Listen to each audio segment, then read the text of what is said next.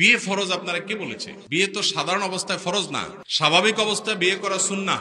অর্থাৎ একটা মানুষ বিয়ে না করলে গুনাহে লিপ্ত হবে না, এরকম কনফিডেন্ট বা আত্মবিশ্বাস তার নিজের উপরে নিজের আছে। এই অবস্থায় তার জন্য বিয়ে করা ফরজ না, এই অবস্থায় বিয়ে করা হলো সুন্নাহ। নবী করিম সাল্লাল্লাহু আলাইহি ওয়াসাল্লাম বলেছেন, আন-নিকাহু মিন সুন্নতি, বিবাহ আমার সুন্নাহর অন্তর্ভুক্ত। তবে যদি কেউ বিয়ে না করলে সে জিনা থেকে বাঁচতে পারবে না, আবার এদিকে বিয়ে করার মতো শারীরিক এবং আর্থিক সক্ষমতাও তার আছে, এই ব্যক্তির উপরে বিয়ে আবশ্যক, তার জন্য বিয়ে জরুরি। তো এখন স্বাভাবিক অবস্থায় বিয়ে তো ফরজ না, সুন্নাহ। কিন্তু কোন মানুষ অসুস্থ, শারীরিকভাবে অক্ষম, তাহলে তার উপরে বিয়ে কি না, ফরজ না। এখন অক্ষমতাটা আবার মুশকিল হলো, অনেকের ওয়াসওয়াসার রোগ আছে। অনেক যুবক আছে আজকাল যে ওয়াসওয়াসার রোগে রোগী, যে তার নিজের বিয়ের ব্যাপারে কনফিডেন্ট নাই, তার মধ্যে ভয় আতঙ্ক আছে। এগুলো অহেতুক ভয় অনেক সময় থাকে। এই বিষয়গুলো প্রত্যেকে যার যারটা তাকে আইডেন্টিফাই করে বের করতে হবে। কিন্তু যদি এমন হয় যে না, আমার স্ত্রীর প্রয়োজন পূরণ করার মতো বা তার হক আদায় করার মতো শারীরিক সক্ষমতা টোটালি নাই, এরকম কারো যদি মনে হয়, তাহলে সে ব্যক্তির জন্য বিয়ে